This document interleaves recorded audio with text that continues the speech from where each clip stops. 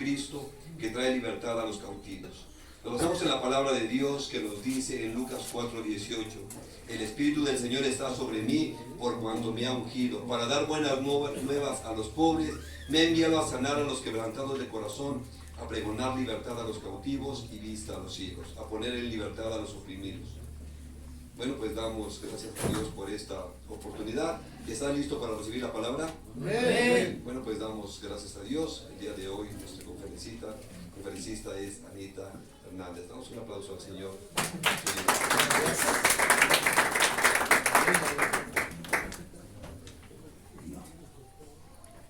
Buenos días a todos. Buenos días. Buenos días. Es un gusto poder estar aquí. Es un gusto y un privilegio muy grande poder estar aquí para compartir la palabra.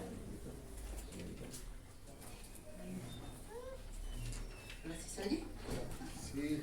Bueno, pues como les decía, es un privilegio y un gusto poder estar aquí con ustedes para compartir la palabra. Y vamos a orar porque yo creo que quieres que Dios te hable a tu vida. Estamos aquí porque queremos que Dios hable a nuestra vida. Y Dios siempre quiere hablarnos. Ahora hay que disponernos nosotros para escuchar, porque no siempre queremos escuchar. A veces que cuando Dios pone el dedo en la llaga decimos no, mejor ya no, mejor ya no. Entonces vamos a dejar que Dios nos hable y que obre en nosotros. Amén. Amén. Padre, gracias te damos en esta mañana por tu presencia, por tu bondad. Señor, tú has sido bueno y bueno en gran manera, Señor. Tú eres nuestro Dios, Ebenezer. Hasta aquí nos has sostenido y sabemos que nuestro presente y nuestro futuro está en tus manos. Padre, que esta palabra caiga en buena tierra y dé fruto al 100 por uno. Nos disponemos a hacer esa buena tierra para que tú hables a nuestro corazón. Te amamos, bendito Dios, y te damos toda gloria y honra en el nombre de Cristo Jesús. Amén. Vamos a abrir nuestra Biblia, por favor, en Isaías capítulo 6 y vamos a leer desde el verso 1 hasta el 8.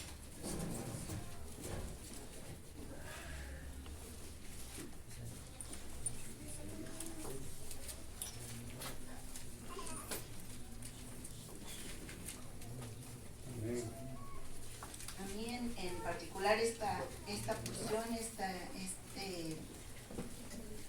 historia a mí me gusta mucho. Isaías capítulo 6, verso 1. Dice como título: Visión y llamamiento de Isaías. Dice: en el año que murió el rey Uzías, vi yo al Señor sentado sobre un trono alto y sublime, y sus faldas llenaban el templo. Por encima de él había serafines. Cada uno tenía 6 alas. Con 2 cubrían sus rostros, con 2 cubrían sus pies, y con 2 volaban. Y el uno al otro daba voces diciendo: Santo, Santo, Santo, el Señor de los ejércitos. Toda la tierra está llena de su gloria. Y los quiciales de las puertas se estremecieron con la voz del que clamaba, y la casa se llenó de humo.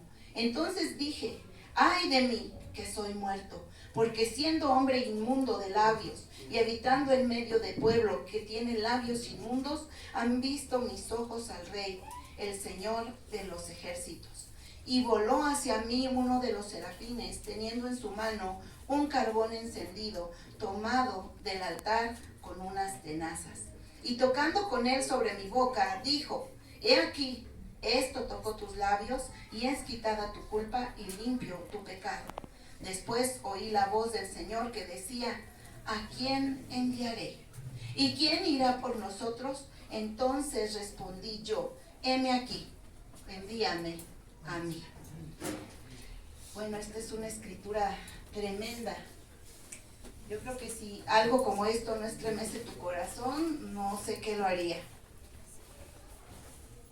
El Evangelio, esta conferencia se titula La importancia de un verdadero encuentro con Dios. Y si hay un verdadero encuentro, quiere decir que hay falsos encuentros en las emociones. Nada más en lo que me siento un poco bien y se acalla mi alma un poco, en lo que no me siento tan mal y ya.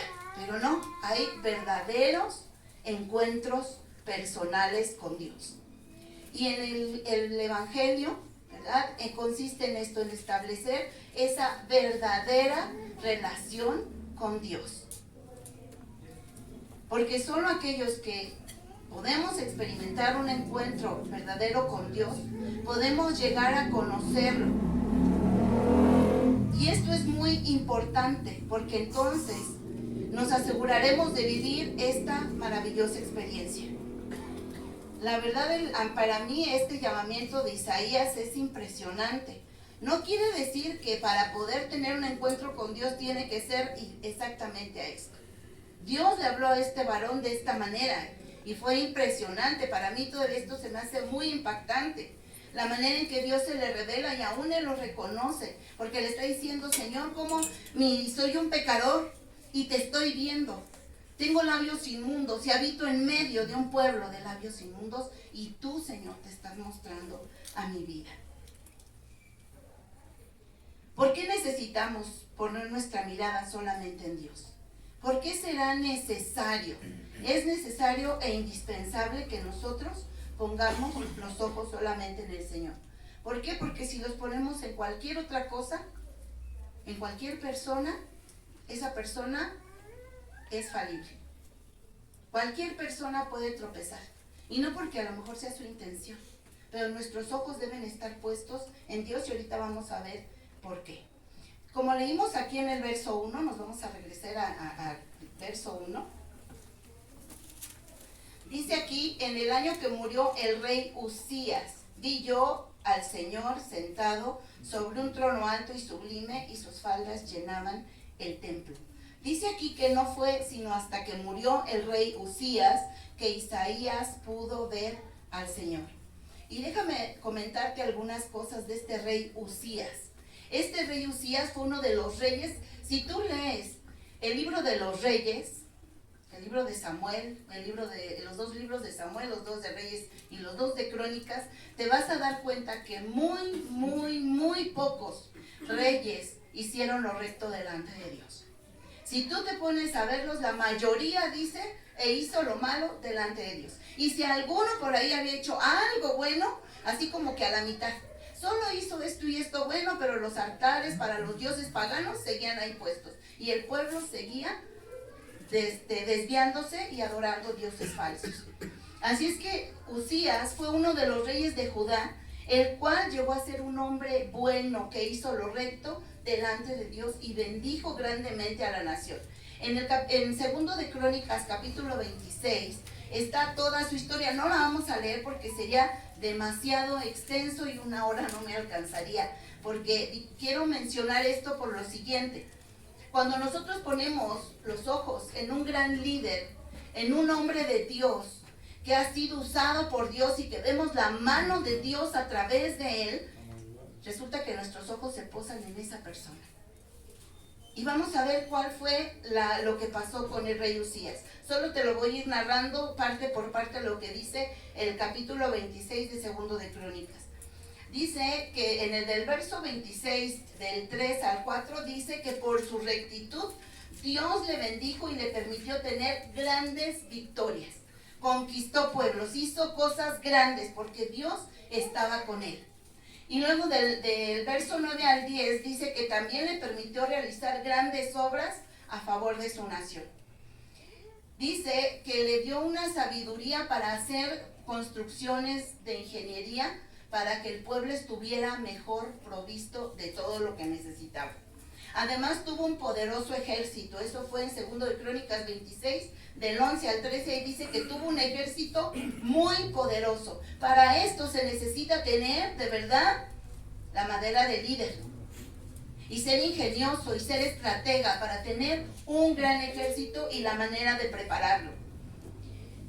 Y tuvo muchas armas y grandes inventos que usaba para la guerra. También tuvo ese ingenio para diseñar todas estas armas poderosas. Eso está en segundo de Crónicas 26, 14 y 15. Pero aquí viene el pero.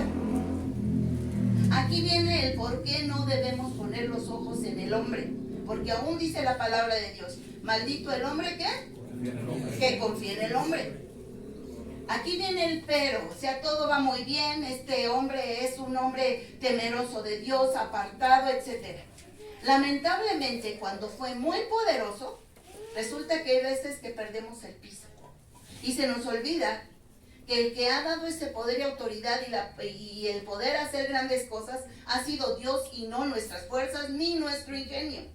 Y resulta que su corazón se enalteció delante de Dios para su ruina y tuvo un triste final. ¿Por qué? Porque en un momento dado él quiso ofrecer el sacrificio y meterse a la presencia de Dios y él hacerlo. ¿Él era sacerdote? ¿Qué él era? Un rey. Un rey. Él no tenía por qué meterse. Y cuando se mete y ahí quiere ofrecer, dos de los sacerdotes van y le dicen, no lo haga. No lo hagas, rey. No lo hagas porque esto no acabará bien. Y se encendió tanto su coraje y quería él ofrecer el sacrificio, que dice que la lepra le empezó a brotar aquí en la frente. Y quedó inmundo, lo apartaron, tuvo que vivir aparte y murió leproso. ¿Sí? Por eso nosotros no debemos poner nuestros ojos en el hombre, porque el hombre fallamos. Desgraciadamente, en un instante perdemos de vista quién está haciendo la obra.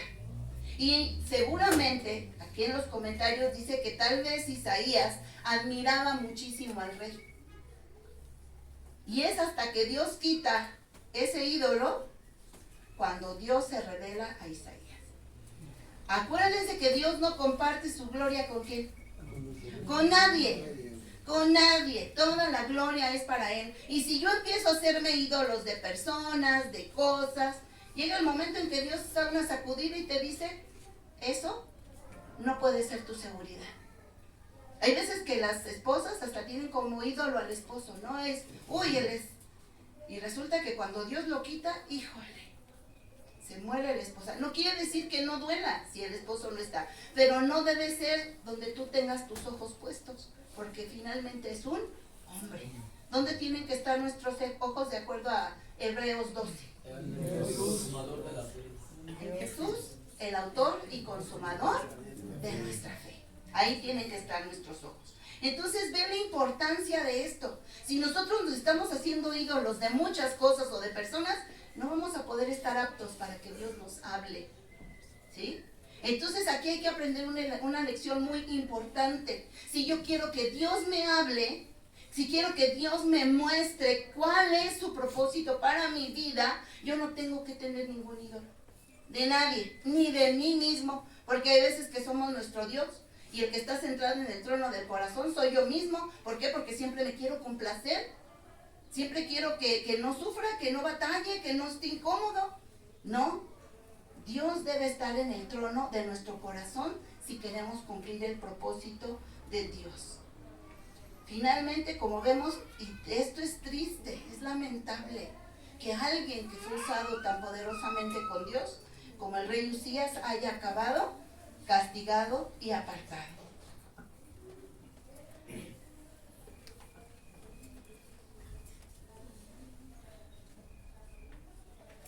Por eso necesitamos tener un verdadero encuentro con Dios, porque entonces vamos a conocer al único y verdadero y no nos vamos a dejar engañar por el enemigo ni por nadie. Vamos a ver de nuevo del verso 2 y 3 de aquí de Isaías 6. Como vamos a estudiar este pasaje, ponle algo ahí porque nos vamos a estar regresando aquí. Sí vamos a ver otras citas, pero este es nuestro texto principal. Dice en el verso 2, por encima de él había serafines, cada uno tenía 6 alas, con 2 cubrían sus rostros, con 2 cubrían sus pies y con 2 volaban. Y el uno al otro daba voces, diciendo, Santo, Santo, Santo, Señor de los ejércitos, toda la tierra está llena de tu gloria. ¿Sí? Qué impresionante, o sea, ver la santidad de Dios es estremecedor, es como para morirse. Si tú estás en la presencia de Dios, acuérdate cómo relata Juan cuando le es revelado el Apocalipsis, cuando él está en la presencia de Jesús y lo ve glorificado, dice, caí como muerto. Dice, caí como muerto, porque es poderosa la presencia de Dios. Es impactante, o sea, ni siquiera se lo puede uno imaginar, no sé si tú puedas. Pero ven esos ángeles, esos serafines, que ni siquiera estaban con sus rostros descubiertos, sino tapaban sus ojos, tapaban sus pies. y decían: santo, santo, santo es el Señor Dios Todopoderoso. Toda la tierra está llena de tu gloria. En un tiempo donde la decadencia moral y espiritual alcanzó su cima, era importante para Isaías ver a Dios en su santidad. ¿Qué significa santidad? Ser moralmente perfecto, puro y apartado del pecado. ¿No tendrá mucha semejanza con los tiempos que estamos viendo hoy? No estamos en una decadencia moral y espiritual que si en ese tiempo era terrible, ahorita está indescriptible. ¿No lo has visto? La maldad ya está hasta en los niños. Y ese es el medidor de la decadencia del hombre. Cuando aún los niños ya están pervertidos.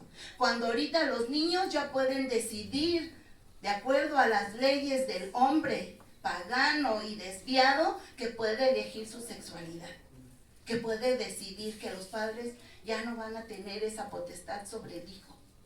¿Sí? Es grave lo que está pasando y esto va a seguir. Y duele. Yo no sé si a ti te duele, a mí sí me duele. Sí me duele porque es duro ver que la creación de Dios, la corona de la creación que somos nosotros, está perdiéndose cada día más. Nosotros también necesitamos descubrir la santidad de Dios. Necesitamos tener la visión de un Dios alto y sublime, porque estamos en tiempos peligrosos. Dice que de ser posible, aún los escogidos podemos ser engañados.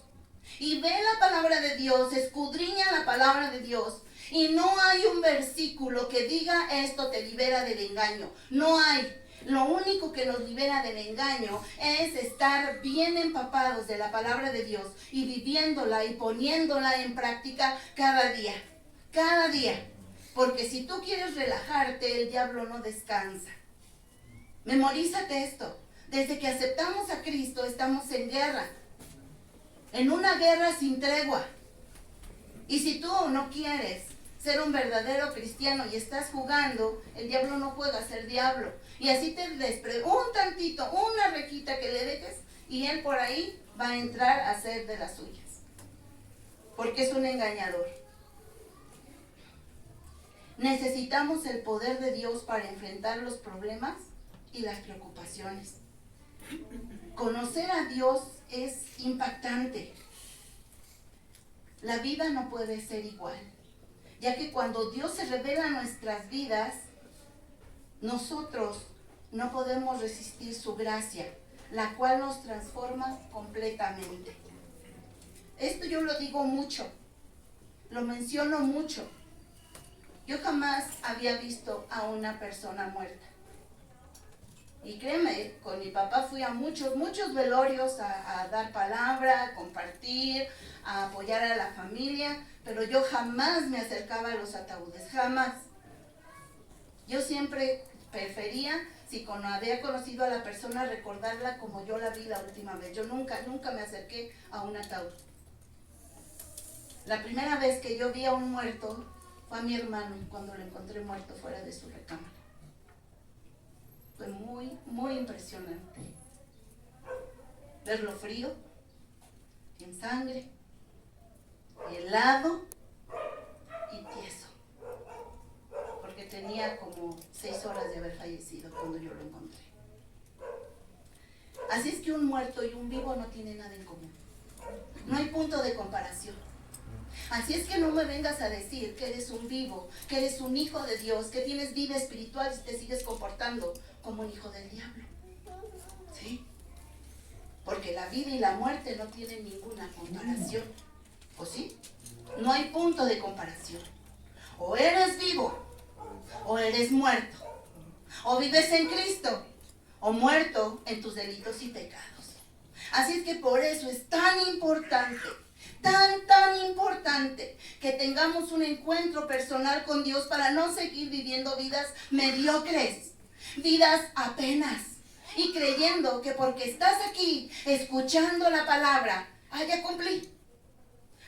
Ya me anoté una palomita porque escuché.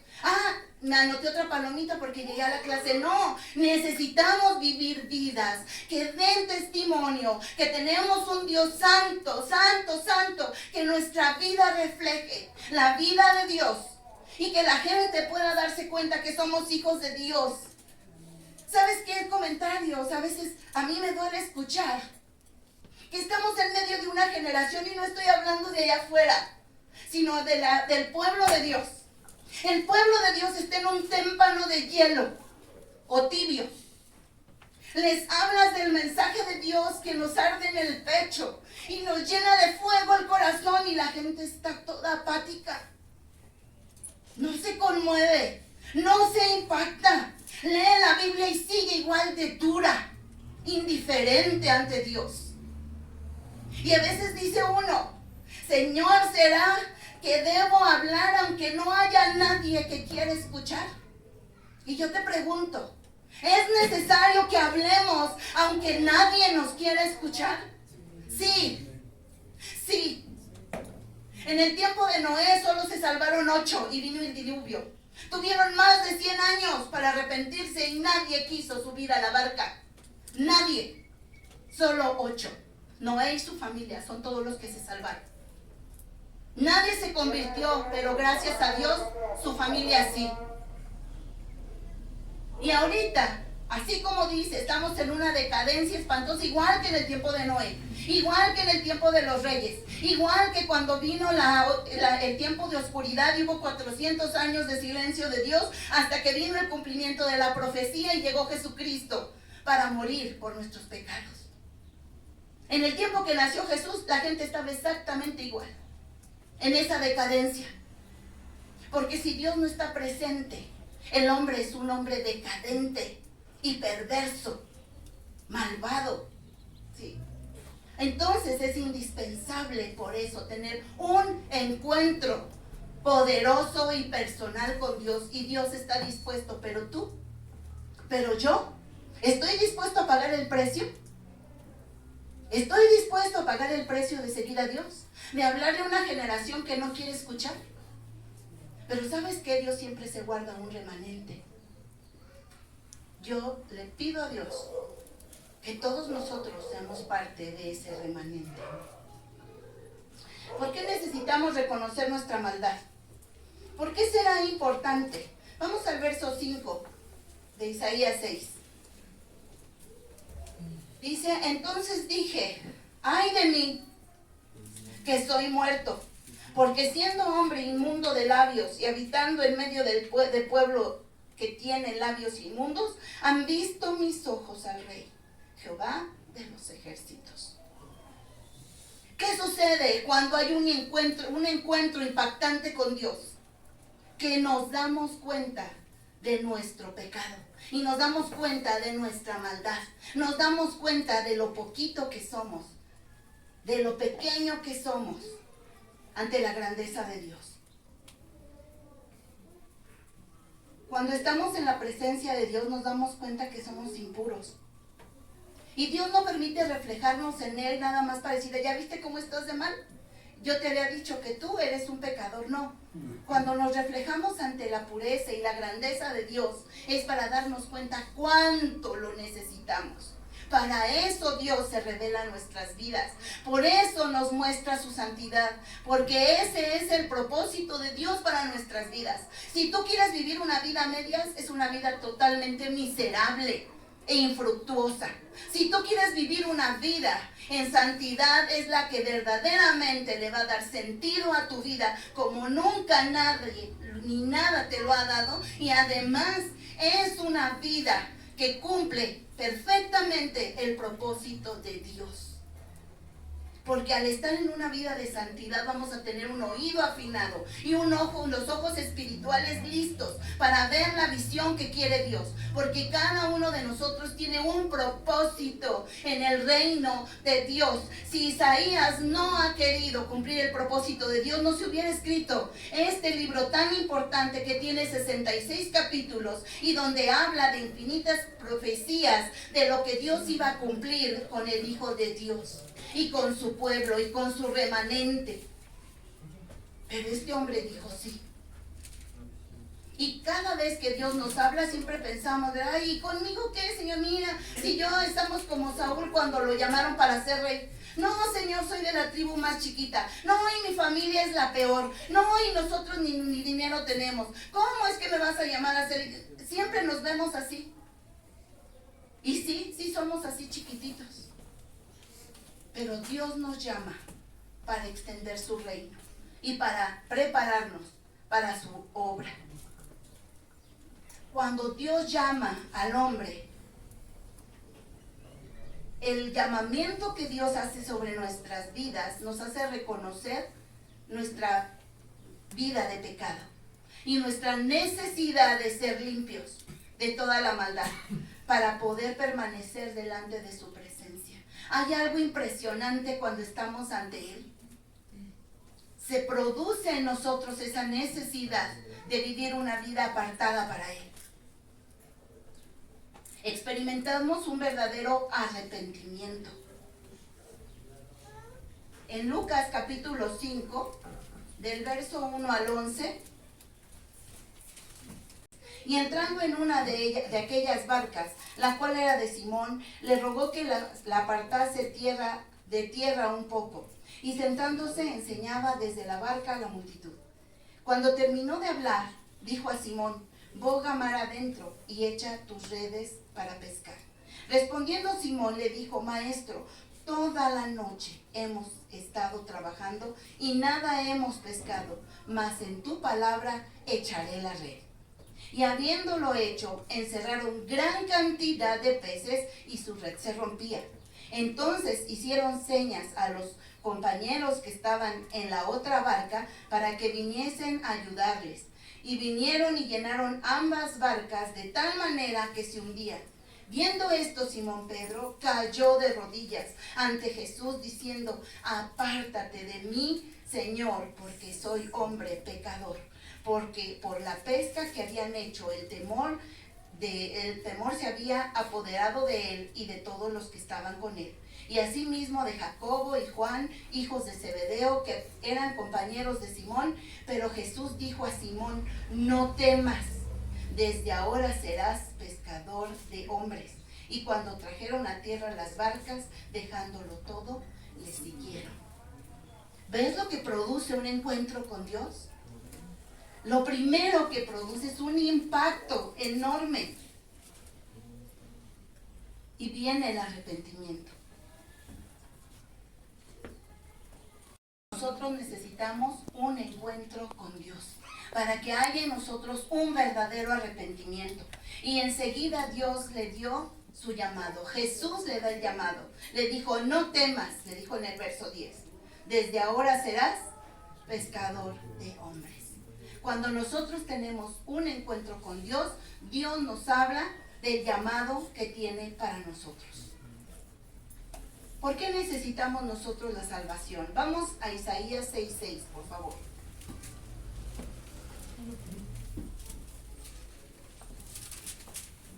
Amén. Y voló hacia mí uno de los serafines, teniendo en su mano un carbón encendido, tomado del altar con unas tenazas. Tenía también, después de haber recibido Isaías, esta impresionante revelación de Dios, que tenía que ser limpio de su pecado, porque nadie que vive en pecado puede servir a Dios o puede estar en su presencia. ¿Es verdad o es falso? ¿Verdad? Dice la palabra de Dios, sin santidad, nadie ¿qué? Verá a Dios. ¿Sí? Y sabemos que el tiempo está muy cerca. Y dice la palabra, sin santidad, nadie verá a Dios. Hay veces que cuando nos oyen predicar esto, que Dios nos habla, porque no crees que esto me lo saqué de la manga y dije, ay, les voy a hablar de esto para ponerlos bien temerosos de que Dios ya viene. No, Dios me dio esta palabra para nosotros. Y como te he dicho, el que come primero cuando sirve la mesa de Dios es el que va a servir la mesa. Y Dios nos está hablando de vivir una vida en santidad y rectitud. ¿Por qué? Porque Él viene pronto. Porque Él viene pronto y sin santidad nadie verá a Dios. Cuando Dios habla a nuestro corazón, viene para establecer una relación personal e íntima con cada uno de nosotros. Y nosotros, al tener ese encuentro con Dios, nuestro corazón es quebrantado y nos lleva a un verdadero arrepentimiento, no a tener remordimientos. Porque el tener remordimientos, nada más sentirte culpable, pero no pides perdón. Y después de un momento pues se acaban los remordimientos y seguimos viendo la vida perdida y desviada que llevábamos. Pero si hay un arrepentimiento, hay un cambio radical de rumbo. Y seguimos a Dios. Dios perdona toda nuestra maldad a través del sacrificio de su Hijo Jesucristo. Dios ya no tiene que ponernos un carbón encendido en la boca. Dios nos ha limpiado y nos ha lavado con la sangre de Jesucristo. Y ahora habita en nosotros el Padre, el Hijo y el Espíritu Santo, los que hemos rendido nuestra vida a Él y tenemos un nuevo nacimiento. Y para tener esa relación con Dios es indispensable tener un nuevo nacimiento. Ese es el primer paso. Hay muchos que van mucho tiempo a la congregación, o vienen y escuchan, pero nunca han entregado su vida a Cristo. Hablan como cristianos, se aplauden en la alabanza como cristianos, pero su vida no refleja verdaderamente que Dios vive en ellos. ¿Por qué nosotros necesitamos vivir para Dios? ¿Por qué será? Vamos ahora del verso 8 de Isaías 8, vamos ahora del Isaías 6. Vamos por favor del verso 8 al 13. Vamos a leer toda esta parte del capítulo. Dice: después oí la voz del Señor que decía: ¿a quién enviaré? ¿Y quién irá por nosotros? Entonces respondí yo: heme aquí, envíame a mí. Y dijo: anda y di a este pueblo: oigan bien y no entiendan, vean por cierto, mas no comprendan. Engruesa el corazón de este pueblo y agrava sus oídos y cierra sus ojos, para que no vean con sus ojos, ni oigan con sus oídos, ni su corazón entienda, ni se convierta, y haya para él sanidad. Y yo dije: ¿hasta cuándo, Señor?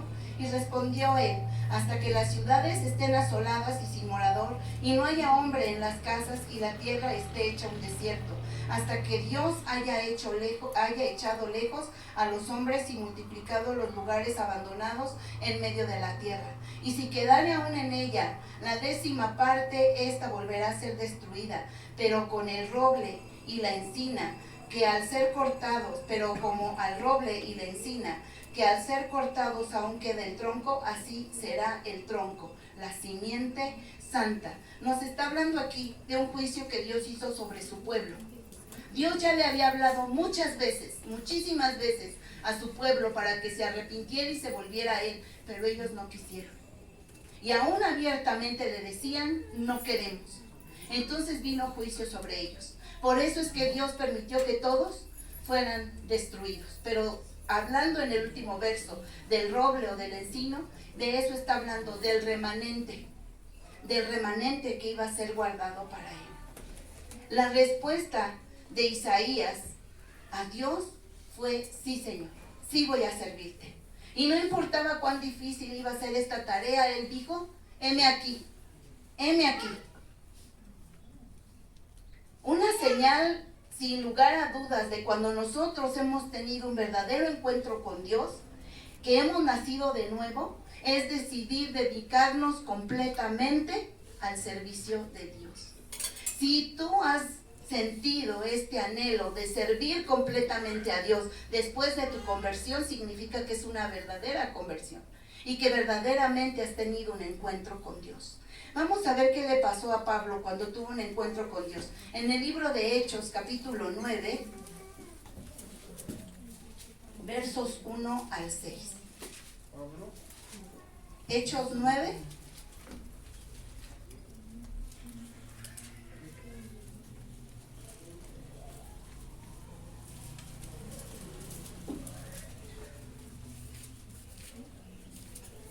Dice: Saulo, respirando aún amenazas y muerte contra los discípulos del Señor, vino al sumo sacerdote. Es Hechos 9. Y le pidió cartas para las sinagogas de Damasco, a fin de que si hallara a algunos de estos hombres o mujeres de este camino, los trajese presos a Jerusalén. Mas yendo por el camino, aconteció que al llegar cerca de Damasco, repentinamente le rodeó un resplandor de luz del cielo. Y cayendo en tierra, oyó una voz que le decía: Saulo, Saulo, ¿por qué me persigues? Y él dijo: ¿Quién eres, Señor? Y le dijo: Yo soy Jesús, a quien tú persigues. Dura cosa te es dar coces contra el aguijón. Él, temblando y temeroso, dijo: Señor, ¿qué quieres que yo haga? Y el Señor le dijo: Levántate y entra en la ciudad y se te dirá lo que debes hacer. Y los hombres que iban con Saulo se pararon atónitos, oyendo a la verdad la voz, mas sin ver a nadie. Ahora de ahí quiero por favor que vayas al verso 15. Aquí Dios le está hablando a Ananías que tenía que ir a orar por Saulo después de que tuvo este encuentro porque quedó ciego. Y ven lo que Dios le habla a Ananías para hablarle a Pablo. El Señor le dijo: Ve, porque instrumento escogido me es este, para llevar mi nombre en presencia de los gentiles y de los reyes y de los hijos de Israel. Ahora, acuérdate de si subraya el 16. Porque yo le mostraré cuánto le es necesario padecer por mi nombre. Dios no nos ha llamado a tener casas lujosas y carros y tener toda la comodidad, porque hay muchos que eso es lo que predican ahora, que eso es un falso evangelio. Dios no nos llamó a tener riquezas aquí en el mundo. Dios nos llamó a hacer tesoros en el cielo, porque aquí estamos de paso. Nuestra ciudadanía está en los cielos. Y dice que no hagamos tesoros en la tierra, donde el orín y el óxido corrompen, sino que los hagamos en el cielo, donde nadie nos los va a robar. No fuimos llamados a hacer tesoros. No fuimos llamados a tener una mansión y tener todos los lujos. Dios nos ha llamado a esto, por eso es que mucha gente no quiere servir a Dios ni seguir a Dios. De pronto cuando reciben el evangelio se emocionan y wow, qué impresionante, y oro y Dios me contesta, pero cuando se dan cuenta el precio que hay que pagar porque para seguir a Dios, entonces dice no. Yo quiero seguir con lujo, yo quiero seguir mis tiempos, yo quiero seguir haciendo lo que a mí me place. Porque cuando conocemos a Dios, Dios organiza nuestra agenda. Dios empieza a mostrarnos qué es lo que tenemos que hacer. Ya no es lo que yo quiera, ya no es lo que a mí me gusta. He rendido mi vida a Dios y al decirle a Él y poner en sus manos mi vida y los anhelos de mi corazón, Él los hace mucho más grandes. ¿Sí? ¿Pero qué quiere de mí? Todo. Porque acuérdate que con Dios es todo o nada. Aquí Pablo, imagínate qué impacto. Él también tiene ese resplandor y cae del caballo y oye esa voz audible que le dice: ¿por qué me persigues? Y de inmediato Saulo reconoce al Señor y le dice: ¿qué quieres que yo haga? ¿Qué quieres que yo haga? Igual que aquí Isaías. Al tener este encuentro con Dios, Dios le muestra lo que va a hacer. Pero no le dice: uy, vas a tener un ministerio tan próspero, tan lleno, todo Israel se va a convertir y te van a escuchar. No. Lee la palabra. Ve lo que le pasó al profeta Jeremías. Fue rechazado.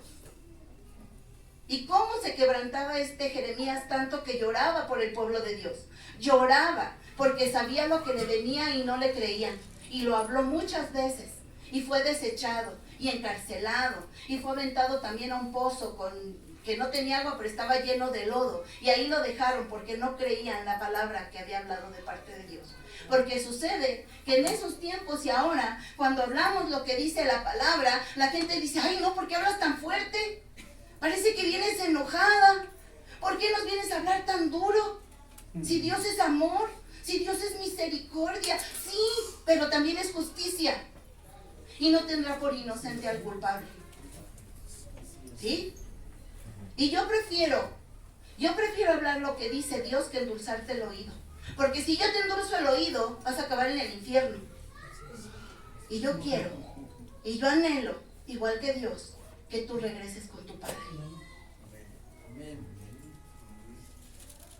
¿Tú irías al llamado de Dios? ¿Tú te atreverías a decir, heme aquí, como dijo?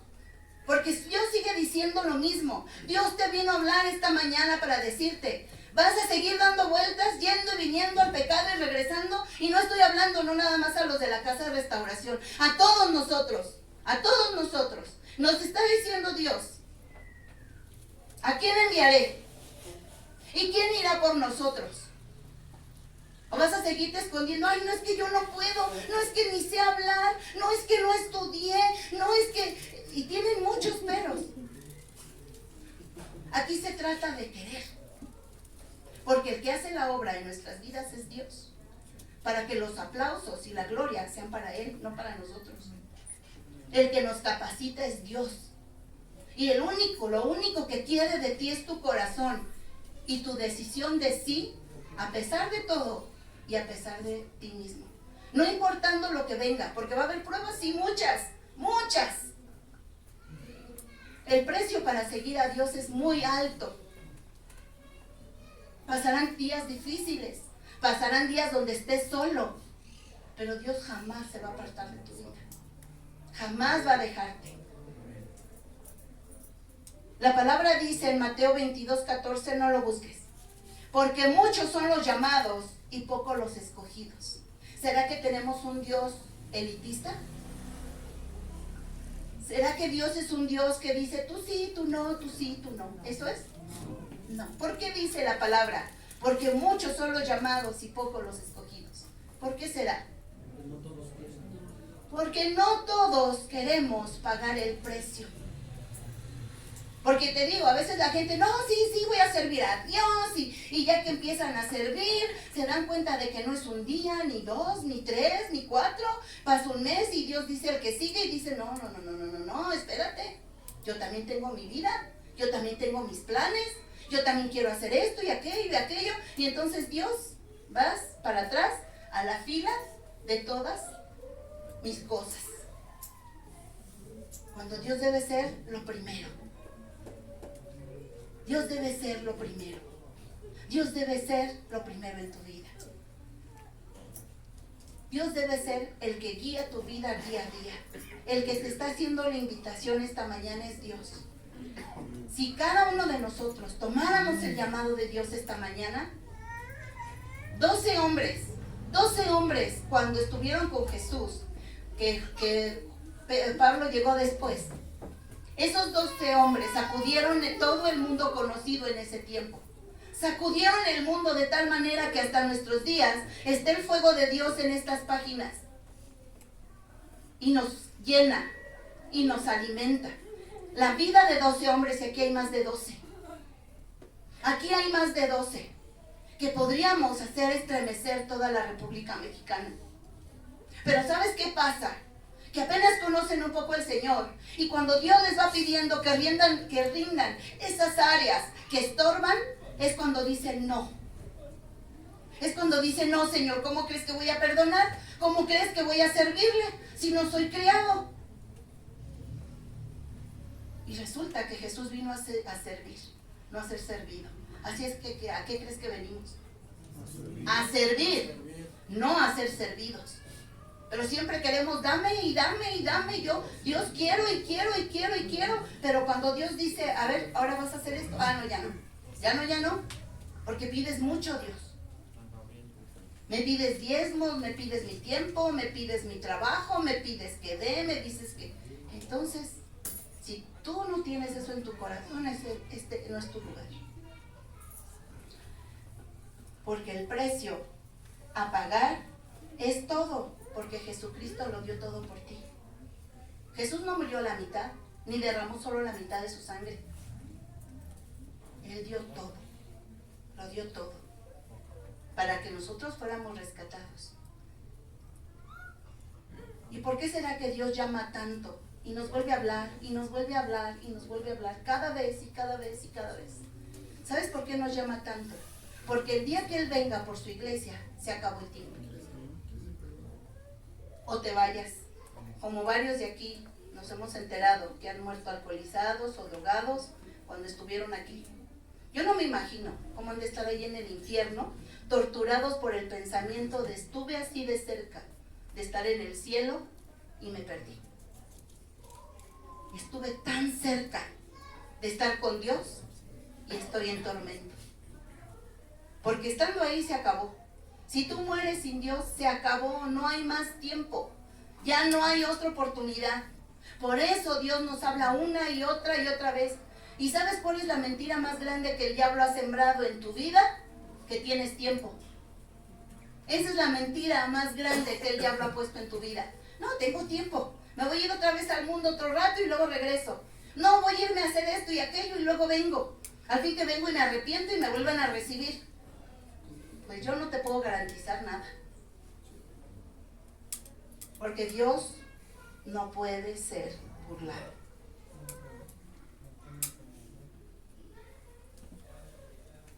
Dios tuvo mucha paciencia con su pueblo, porque ellos padecían una rebelión crónica y se agotó la paciencia de Dios. Porque Dios es el Dios de las oportunidades, pero tú nunca sabes cuándo es la última, porque si hay última. Así como cuando se cerró el arca de Noé, si lees la palabra dice que Dios la cerró y ya nadie más subió. Nadie más se subió al arca. Dios es un Dios de oportunidades, pero tú no sabes cuándo es la última. Yo espero en Dios que no te desafíes a desperdiciar la que ahorita tienes.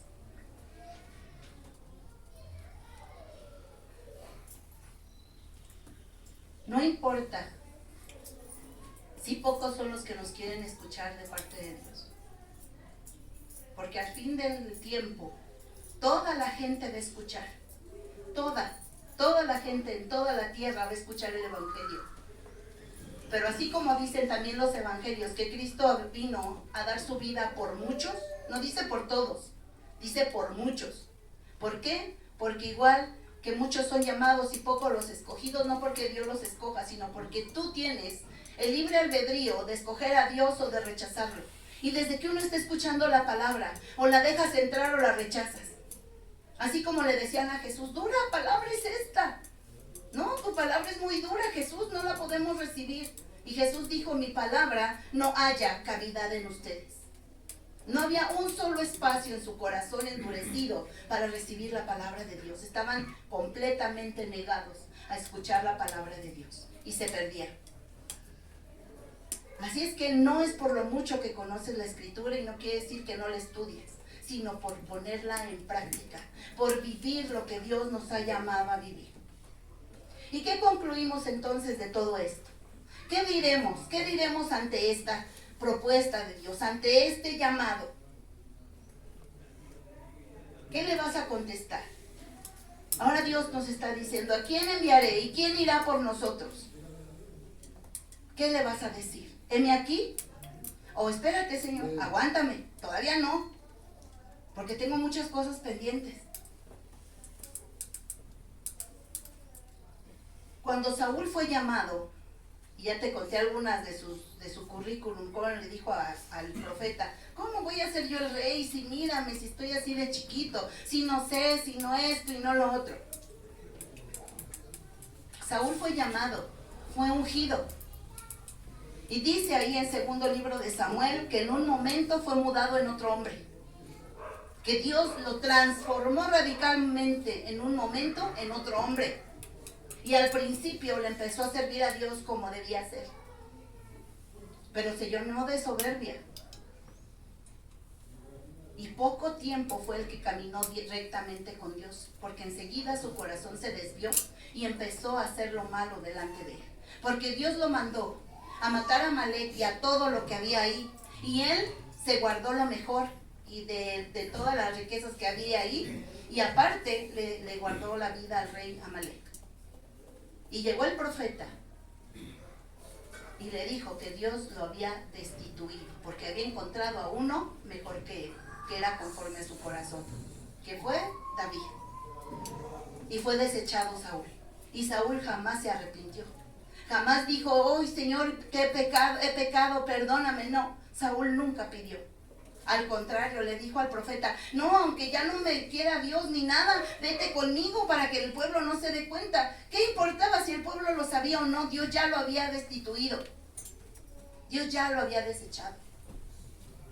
Así es que por eso es que muchos son los llamados y pocos los que deciden pagar el precio. Dios no te quiere a la fuerza. ¿Sí sabías? Amén. Dios no te quiere a la fuerza. Dios no quiere escuchar, hijo, es que tengo que servir. Ay, es que tengo que hacer esto. No, ahórratelo.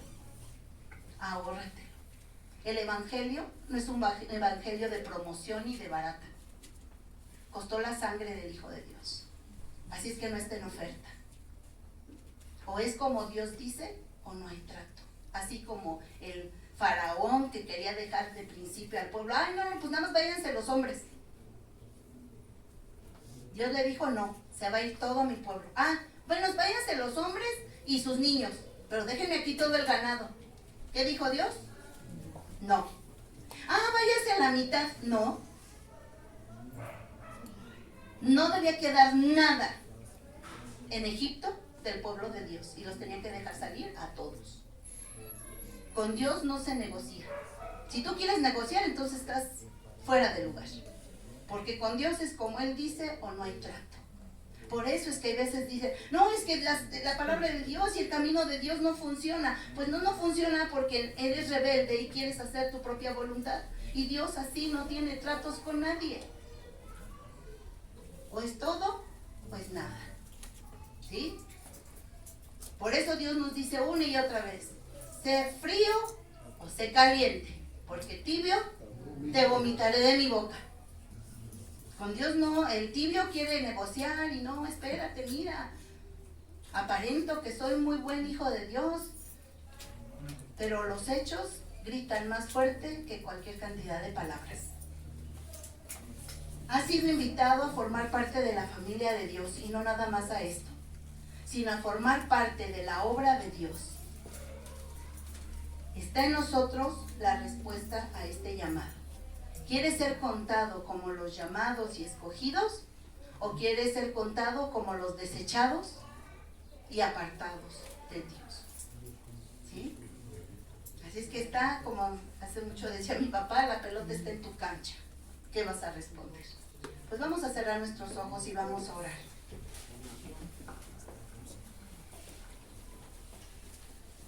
Señor, gracias. Gracias por tu palabra, que siempre nos reta.